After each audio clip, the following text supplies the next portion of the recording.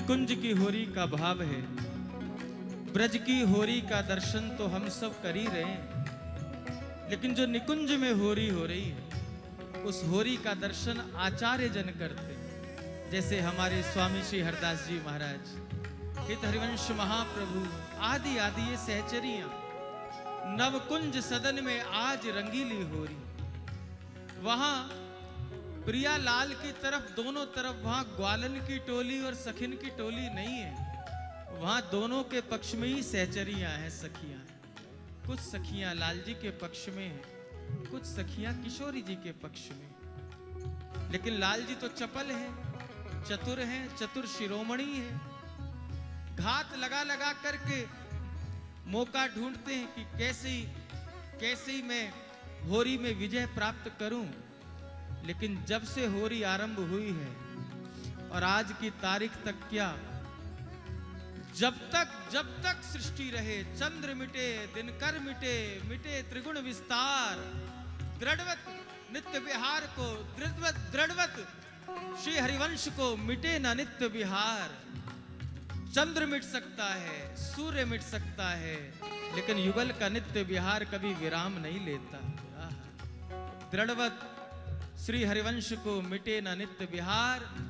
लेकिन जब से होली आरंभ हुई है और जब तक चलेगी तब तक विजय हमारी किशोरी जी की ही होती आई है। हर होली में प्रयास करते हैं लाल जी, घात लगा लगा करके, इस बार मैं विजय प्राप्त करूं, मैं जीतूं, देखूं तो सही। अब करें तो करें क्या, समझते तो चतुर शिरोमणि है अपने आप को, लेकिन उनसे भोरे कोई और है नहीं। वह ये जान ही नहीं पा रहे कि इधर भी सखियां हैं तो मेरे पास भी सखियां हैं।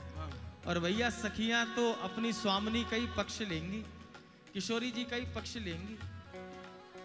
बड़ी सुंदर लीला आती है।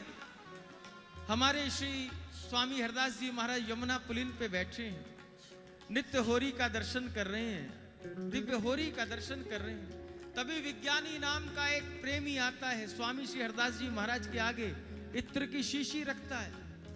उस समय आज से 550 वर्ष पूर्व 1.25 लाख रुपए का इत्र बनवा के लाया था वो स्वामी जी को भेंट करने के लिए। आज गणित लगा करके देख लो कितना बेशकीमती इत्र होगा। और उसने स्वामी जी के चरणों में जैसे इत्र की शीशी रखी, स्वामी जी तो नित्य लीला में लीन है, प्रिया प्रीतम को होली खिला रहे हैं, एक रूप से वृंदावन में विराजे हैं और श्री ललिता जी के स्वरूप से निकुंज में विराजे।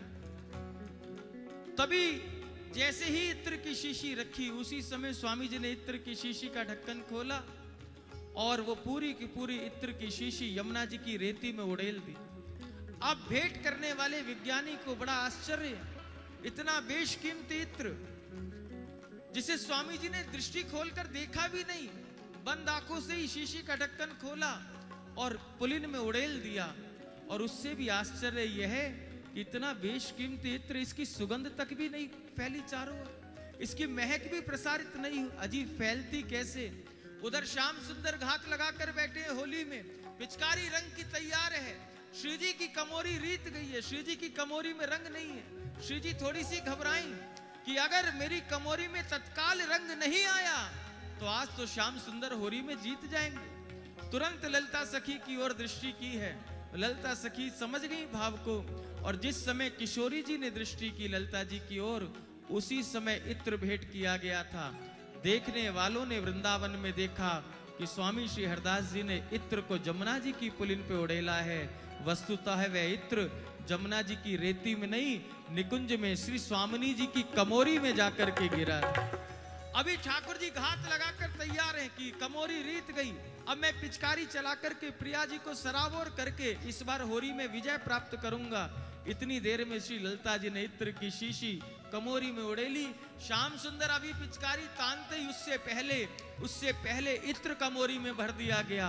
और किशोरी जी ने जैसे ही इत्र श्याम सुंदर के ऊपर उड़ेला तो इस होरी में भी श्याम सुंदर की विजय हो जाती है, किशोरी जी की विजय हो जाती है, लाडली जी की विजय हो जाती है। श्याम सुंदर जब हारते हैं होरी में तब भी बड़ी सुंदर लीला होती है। वस्तुतः श्याम सुंदर को हारने का कोई शोक नहीं, कोई दुख नहीं होता, प्रसन्न होते हैं। इस बहाने सभी सखियां मुझको पकड़ करके किशोरी जी के चरणों का दर्शन कराएंगे। श्री लाडली जी के चरणों का दर्शन कराएंगे। किशोरी जी के चरण छूने का मुझे अवसर मिलेगा, किशोरी जी के चरण चापन करने का अवसर मिलेगा।